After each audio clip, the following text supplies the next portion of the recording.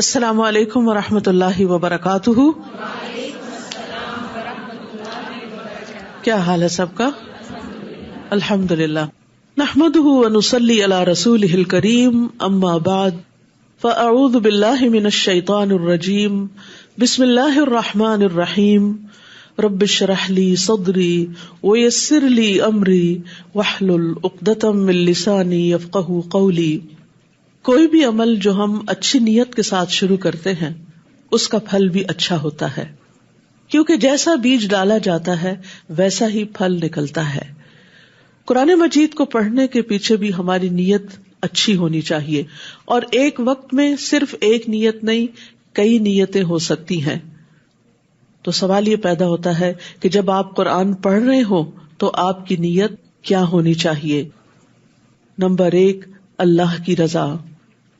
اللہ کا کلام اللہ سبحانہ وتعالی کی خوشی کے لیے پڑھنا چاہیے. پھر نمبر 2، نیکیوں میں اضافہ کرنے کے لیے.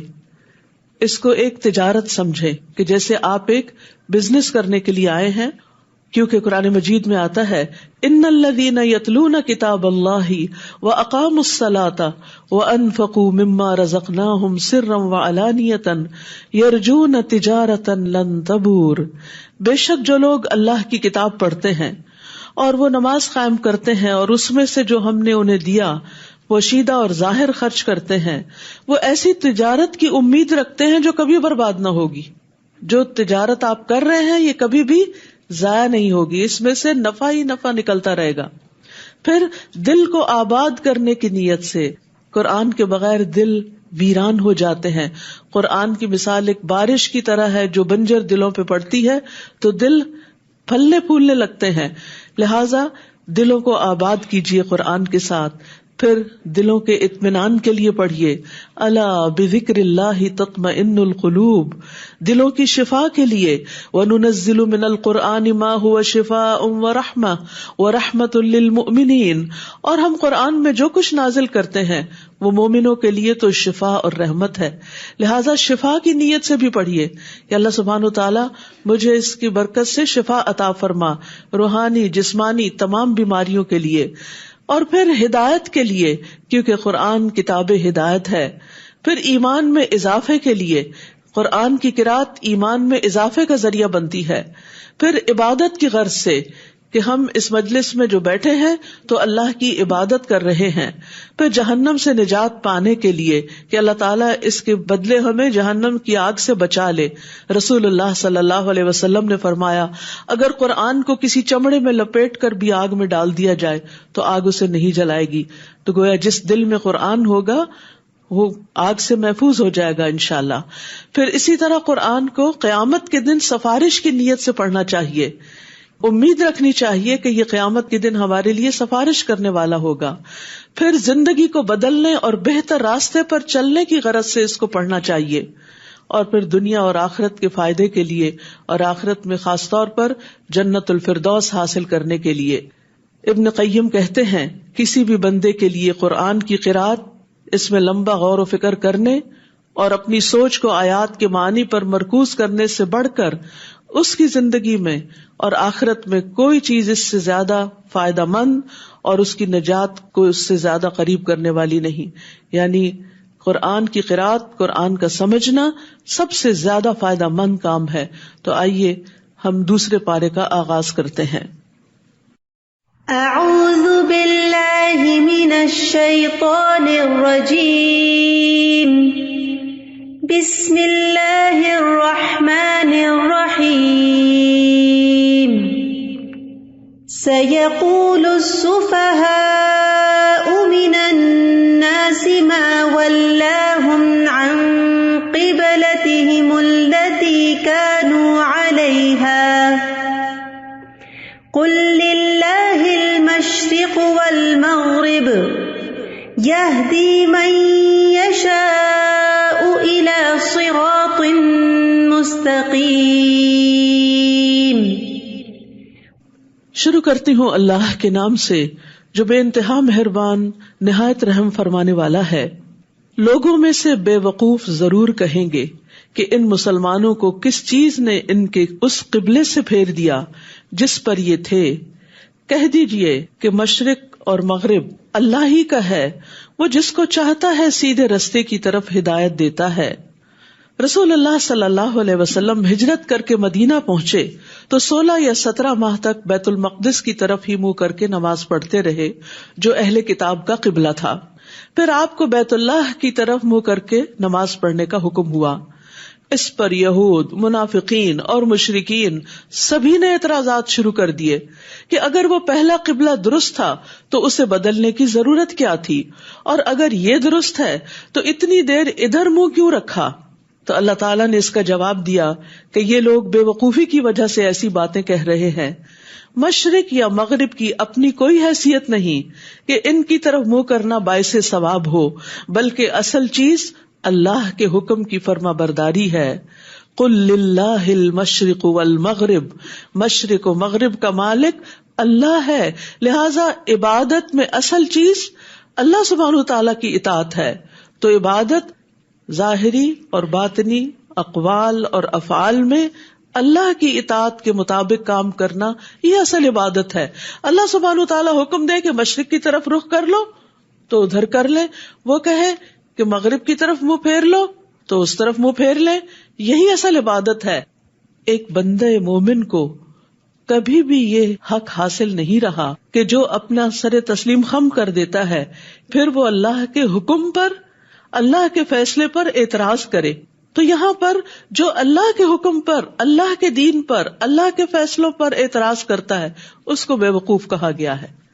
یہاں سے ایک اور بات بھی سیکھنے کی ہے کہ اگر لوگ اللہ سبحانہ تعالیٰ کے فیصلوں پر اعتراض کرتے ہیں تو کیا آپ پر کبھی کوئی اعتراض نہیں کرے گا جب آپ 100% درست بھی ہوں؟ بہت دفعہ زندگی میں ایسا ہوتا ہے کہ آپ بالکل صحیح بات کہہ رہے ہوتے ہیں لیکن اس کے باوجود لوگ آپ پر آبجیکشن کر رہے ہوتے ہیں، لوگ آپ پر کمنٹ کر رہے ہوتے ہیں، لوگ آپ کو ٹیز کر رہے ہوتے ہیں، لوگ آپ کا مذاق اڑا رہے ہوتے ہیں، لوگ آپ کو مجنون کہہ رہے ہوتے ہیں۔ تو ایسے میں کیا کرنا چاہیے؟ ایسی باتوں کی طرف قطعاً کوئی توجہ نہیں دینی چاہیے، اور یہ دیکھنا چاہیے کہ کیا جو کام میں کر رہی ہوں، جو طرز عمل میں نے اختیار کیا ہے، یہ طرز عمل کیا بذات خود درست ہے؟ کیا یہ اللہ تعالیٰ کے حکم کے مطابق ہے، اس کی پسند کے مطابق ہے؟ اگر ہے تو خوشی کے ساتھ اس پر جم جائیے اور لوگوں کی باتوں کی قطعاً پرواہ نہ کیجیے، اس لیے کہ جو شخص اللہ کے حکم پر اعتراض کرتا ہے وہ ناسمجھ ہے۔ اور زندگی میں بہت دفعہ ایسا ہوتا ہے کہ لوگ آپ کے حالات پر، آپ کی ذات پر طرح طرح کے تبصرے کر رہے ہوتے ہیں۔ مثلاً اگر آپ کے بچے نہیں تو کہیں گے آپ کے بچے کیوں نہیں، اگر آپ کو جاب نہیں تو آپ کی جاب کیوں نہیں، اگر کوئی فوت ہو گیا ہے تو اس کو یہ بیماری کیوں ہو گئی تھی، وغیرہ وغیرہ۔ اور بعض کمنٹس اتنے ہرٹ فل ہوتے ہیں کہ انسان کا دل چاہتا ہے کہ رو دے، لیکن اس وقت رونے کی بجائے جسٹ اگنور، اس لیے کہ یہ ناسمجھ ہیں، ان کو پتہ ہی نہیں، یہ جانتے ہی نہیں۔ ہمیں اپنی زندگی پر خود مطمئن ہونا چاہیے۔ اگر ہم خود کوئی غلط کام نہیں کر رہے تو پھر ہمیں پشیمان نہیں ہونا چاہیے اور اپنا کام کرتے چلے جانا چاہیے، کیونکہ اسی میں کامیابی ہے کہ انسان صحیح ڈائریکشن اختیار کرے اور اس کی طرف زندگی بھر چلتا رہے، چاہے قدم بقدم چلے یا دوڑ لگا دے، کیونکہ اصل چیز ہے اللہ کی رضا کو پانا۔ تو جو شخص لوگوں کی باتوں سے بے نیاز ہو کر نیکی کا کام کرتا ہے وہی نیکی کے کام پر استقامت اختیار کرتا ہے۔ تو عقل مند وہی ہے جو رب کے احکامات کو تسلیم کر لیتا ہے، اور جو رب کے احکامات قرآن کی کسی آیت پر یا نبی صلی اللہ علیہ وسلم کی احادیث پر اگر کوئی اعتراض کرتا ہے تو اصل میں وہ خود ناسمجھ ہے۔ تو کیا آپ ناسمجھ کی باتوں کو اہمیت دیں گے اللہ رب العزت کی بات کے مقابلے میں؟ ہرگز نہیں۔ آپ کی عقل مندی یہی ہے کہ اللہ کی بات پر استقامت اختیار کریں۔ پھر فرمایا وَكَذَلِكَ جَعَلْنَاكُمْ أُمَّةً وَسَطًا، اور اسی طرح ہم نے تمہیں امت وسط بنا دیا۔ وسط کا ایک معنی بہتر بھی ہوتا ہے، ایک بہترین امت بنایا تاکہ تم لوگوں پر گواہ ہو جاؤ اور رسول تم پر گواہ ہوں، یعنی جو تمہارے پاس علم ہے اس کی بنا پر تم باقی تمام لوگوں کے معاملات پر ایک ایسی نظر رکھو کہ کیا صحیح ہے اور کیا نہیں، اور قیامت کے دن بھی امت محمد صلی اللہ علیہ وسلم کی گواہی ہوگی۔ اور پہلے جس قبلے یعنی بیت المقدس پر آپ تھے اسے ہم نے اس لیے مقرر کیا تھا تاکہ ہم معلوم کریں کہ کون رسول کی پیروی کرتا ہے. یہ تو ایک ٹیسٹ تھا, یہ تو ایک امتحان تھا. اور کون اپنی ایڑیوں کے بل پھر جاتا ہے. جیسے زندگی میں حالات تبدیل ہوتے ہیں نا, یہ ایک امتحان ہوتا ہے. کبھی خوشحالی ہوتی ہے اور کبھی بدحالی ہوتی ہے, کبھی صحت ہوتی ہے اور کبھی بیماری ہوتی ہے, کبھی مشغولیت ہوتی ہے اور کبھی فراغت ہوتی ہے. یہ سب امتحان کے مختلف رنگ ہیں. مومن ہر ایک چیز کو ایک امتحان لیتا ہے کیونکہ اس کی ساری زندگی ہی ایک امتحان ہے. الذی خلق الموت والحیات لیبلوکم ایکم احسن عملا, کہ اس نے زندگی اور موت کو اس لیے بنایا کہ تمہیں آزما کر دیکھے کہ تم میں اچھے کام کون کرتا ہے, احسن عمل کون کرتا ہے. تو اصل ضرورت اس بات کی ہے کہ ہم احسن عمل کریں, چاہے موسم کوئی بھی ہو, حالات کیسے بھی ہوں. اور احسن عمل کی دو بڑی شرائط ہیں, نمبر 1 اخلاص اور نمبر 2 رسول صلی اللہ علیہ وسلم کی پیروی.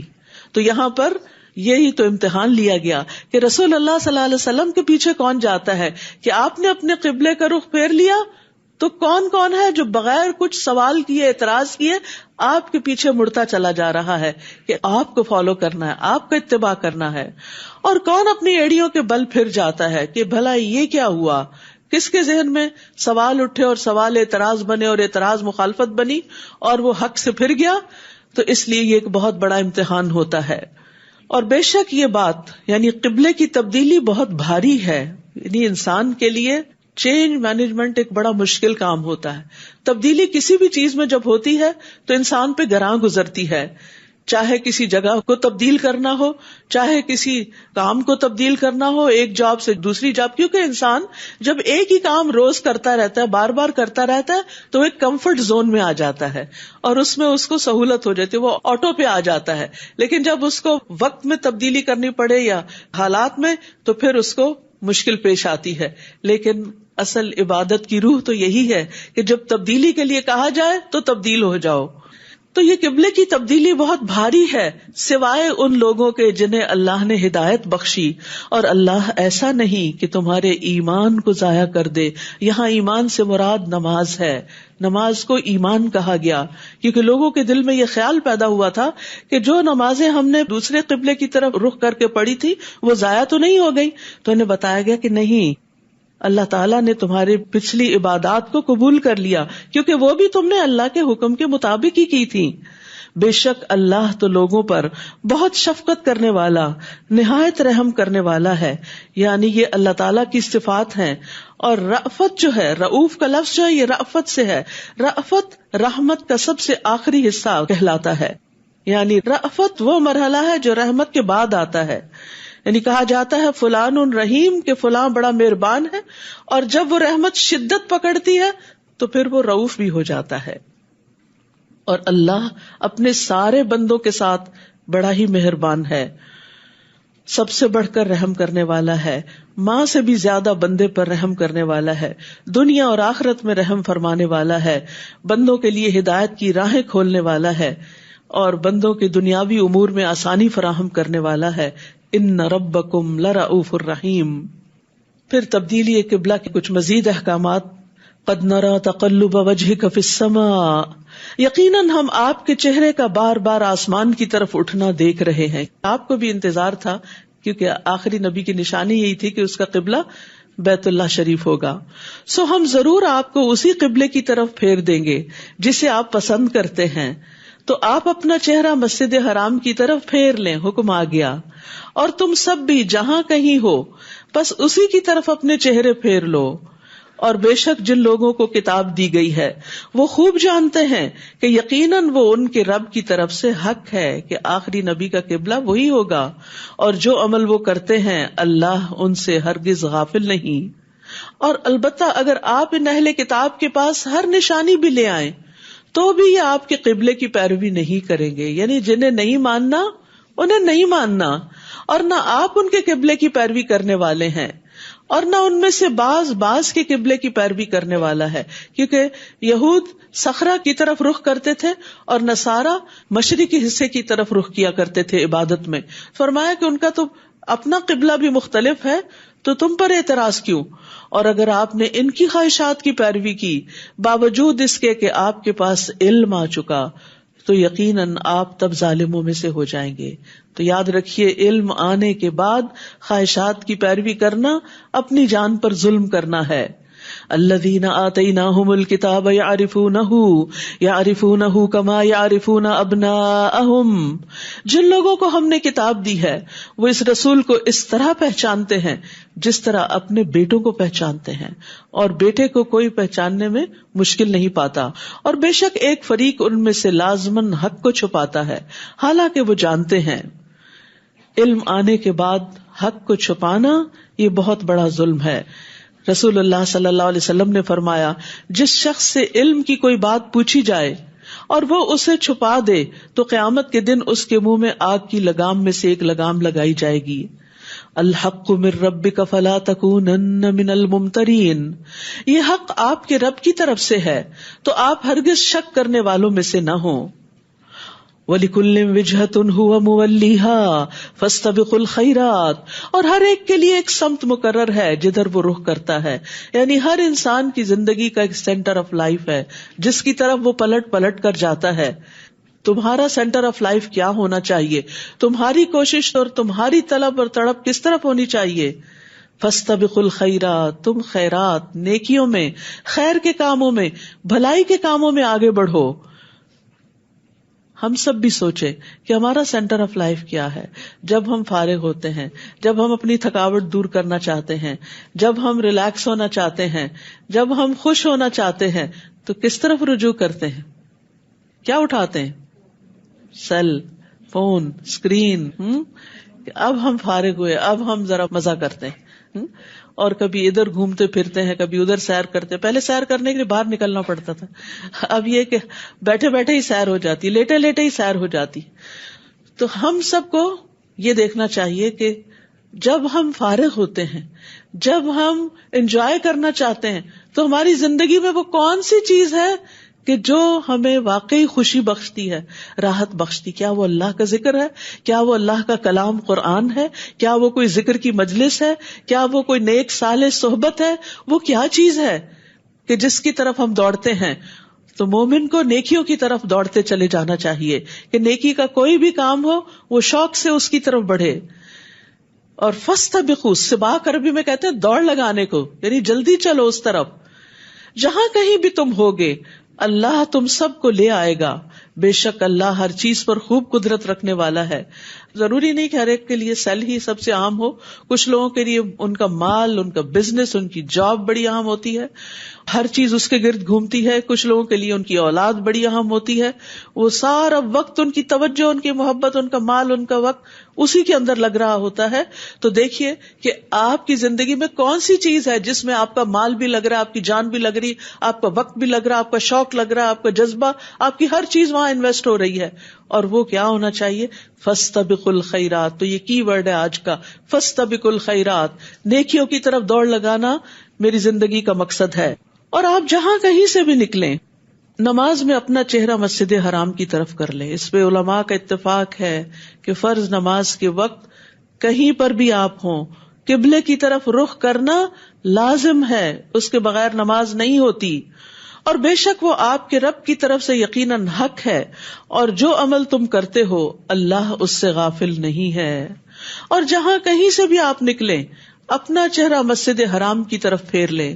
اور تم سب جہاں بھی ہو اپنے چہرے اسی مسجد کی طرف پھیر لیا کرو تاکہ لوگوں کے پاس تمہارے خلاف کوئی حجت نہ رہے. مگر جن لوگوں نے ان میں سے ظلم کیا ہے تو ان سے نہ ڈرو اور مجھ سے ڈرتے رہو، اور تاکہ میں تم پر اپنی نعمت تمام کر دوں اور تاکہ تم ہدایت پا جاؤ. فلا تخشوہم واخشونی، لوگوں سے نہیں ڈرو، لوگوں سے نہیں ڈرو، اللہ سے ڈرو. اور جو اللہ سے ڈرے گا پھر وہ اللہ کی طرف راغب ہوگا، اور جو اللہ کی طرف راغب ہوگا وہ اس کے احکامات کی پابندی کرے گا، اور پھر اللہ اس پر اپنی نعمت تمام کرے گا. اللہ اس کو اپنی طرف آنے کا راستہ، ہدایت کا راستہ دکھا دے گا. تو یاد رکھیے اللہ کی خشیت علم والوں کا شعار ہوتی ہے. انبیاء کی صفت وَيَخْشَوْنَهُ وَلَا يَخْشَوْنَ أَحَدًا إِلَّا اللَّهَ، کہ وہ اللہ سے ڈرتے ہیں اور اللہ کے سوا کسی سے نہیں ڈرتے. فرشتوں کی صفت وَهُم مِّن خَشْيَتِهِ مُشْفِقُونَ، کہ وہ اسی کے خوف سے ڈرنے والے ہیں. متقین کی صفت، متقین کون ہیں؟ وَذِكْرًا لِّلْمُتَّقِينَ الَّذِينَ يَخْشَوْنَ رَبَّهُم، جو اپنے رب سے ڈرتے ہیں. تو ایمان والوں کو لوگوں سے ڈرنے کی بجائے اللہ سے ڈرنا چاہیے، اور دین کے معاملے میں اللہ پر بھروسہ کرنا چاہیے اور اللہ کی اطاعت کرتے رہنا چاہیے. نماز کا وقت آ گیا، لوگوں سے نہ ڈرے، جہاں کہیں وقت آئے وہاں پر پڑھ لیں، چاہے آپ کسی پبلک پلیس میں ہو یا کسی پارٹی میں ہو یا کسی گیدرنگ میں ہو. اللہ کی طرف سے پکار آئے تو فوراً لبیک کہیں. حجاب کی بات ہو، حلال کمانے کی بات ہو، کوئی بھی چیز ہو، حق بیان کرنے کی بات ہو، اللہ سبحانہ تعالیٰ کی طرف ہی رجوع کرے، کیونکہ اللہ کا ڈر نجات کا ذریعہ ہے. رسول اللہ صلی اللہ علیہ وسلم نے فرمایا 3 چیزیں نجات دینے والی ہیں، جن میں سے ایک چھپے اور ظاہر میں اللہ کی خشیت، یعنی سب کے سامنے بھی اور تنہائی میں بھی. حدیث میں آتا ہے وہ آدمی آگ میں داخل نہ ہوگا جو اللہ کے ڈر سے رویا، یہاں تک کہ دودھ تھن میں واپس چلا جائے، یعنی لازماً آگ سے بچ جائے گا انشاءاللہ. پھر فرمایا کما ارسلنا فیکم رسولا منکم یتلو علیکم آیاتنا ویزکیکم ویعلمکم الکتاب والحکمہ ویعلمکم ما لم تکونوا تعلمون. اور جس طرح ہم نے تمہارے اندر تم ہی میں سے ایک رسول بھیجا ہے جو تم پر ہماری آیات کی تلاوت کرتا ہے اور تمہارا تزکیہ کرتا ہے اور تمہیں کتاب و حکمت کی تعلیم دیتا ہے اور تمہیں وہ کچھ سکھاتا ہے جو تم نہیں جانتے تھے.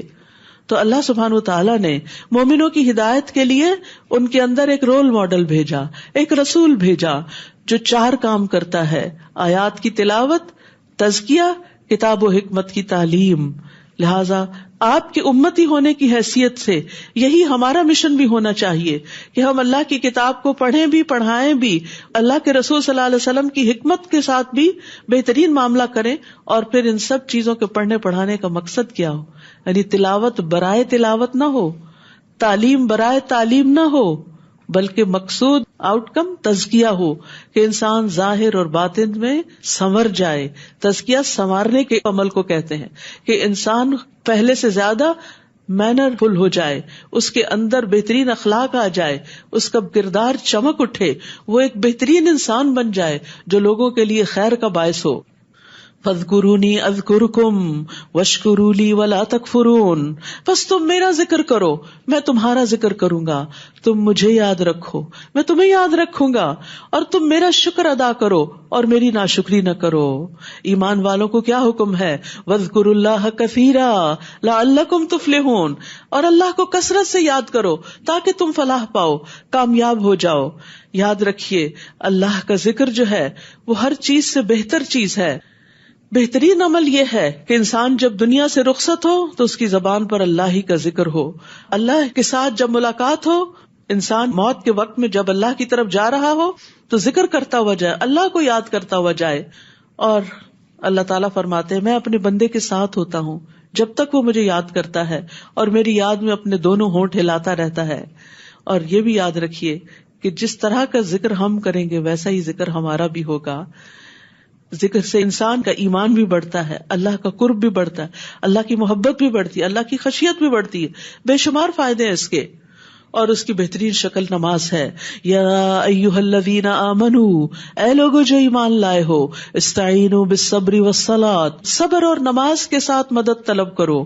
ان اللہ مع الصابرین، بے شک اللہ صبر کرنے والوں کے ساتھ ہے.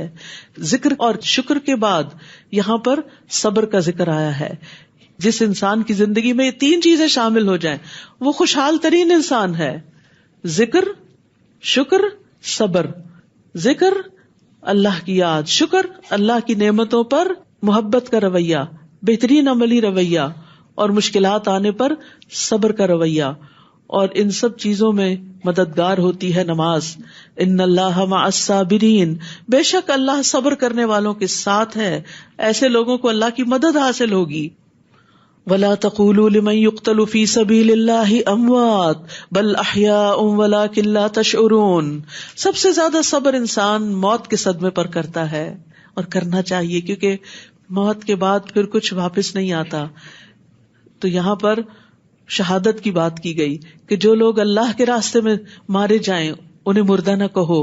یعنی صبر کرنے کے لیے اصل میں چاہیے کیا ہوتا ہے؟ سب سے پہلے اپنی سوچ بدلنی ہوتی ہے. جب آپ کی تھنکنگ پازیٹو ہو جاتی ہے تو آپ کو صبر کرنا آ جاتا ہے. آپ کسی بھی حادثے، کسی بھی مصیبت کا مثبت رخ جب دیکھنے لگتے ہیں، اس میں خیر تلاش کرنے لگتے ہیں، تو آپ کا دل ٹھہر جاتا ہے، آپ کو صبر آ جاتا ہے. اسی لیے یہاں پر اللہ کے راستے میں موت کو زندگی کہہ کے، موت کو زندگی کا بالکل الٹ بات، تو اس سے صبر دلایا گیا، صبر کے لیے کلو دیا گیا. وہ زندہ ہیں، یعنی جو لوگ اللہ کی خاطر اپنی جان دے دیں وہ مرتے نہیں ہوتے، وہ زندہ ہیں. لیکن تم شعور نہیں رکھتے، تمہیں یہ بات سمجھ نہیں آتی کہ موت زندگی کیسے ہو سکتی ہے. اور یاد رکھو صبر تو زندگی بھر کرتے ہی رہنا پڑے گا، کیونکہ زندگی میں آزمائشیں آئیں گی. کون کون سی آزمائشیں؟ وَلَنَبْلُوَنَّكُمْ بِشَيْءٍ مِّنَ الْخَوْفِ وَالْجُوعِ وَنَقْصٍ مِّنَ الْأَمْوَالِ وَالْأَنفُسِ وَالثَّمَرَاتِ وَبَشِّرِ الصَّابِرِينَ. اور ہم تمہیں خوف اور بھوک اور مالوں اور جانوں اور پھلوں کی کمی میں سے کسی نہ کسی چیز کے ساتھ ضرور بس ضرور آزمائیں گے، اور صبر کرنے والوں کو خوشخبری دے دیجئے. یعنی کبھی خوف ہوگا جیسے دشمن کا خوف، فیوچر کا خوف، کبھی بھوک ہوگی کہ انسان کی کوئی جاب چلی جائے، کبھی فاقہ ہو جائے، کبھی مال کا نقصان ہو جائے، کبھی اولاد یا کسی جان کا نقصان ہو جائے، یعنی کوئی فوت ہو جائے عزیز پیارا. اور پھل تو ہر چیز کا آؤٹ کم ہوتا ہے کہ انسان کی ساری زندگی کی محنت کبھی اس کے سامنے برباد ہو جائے.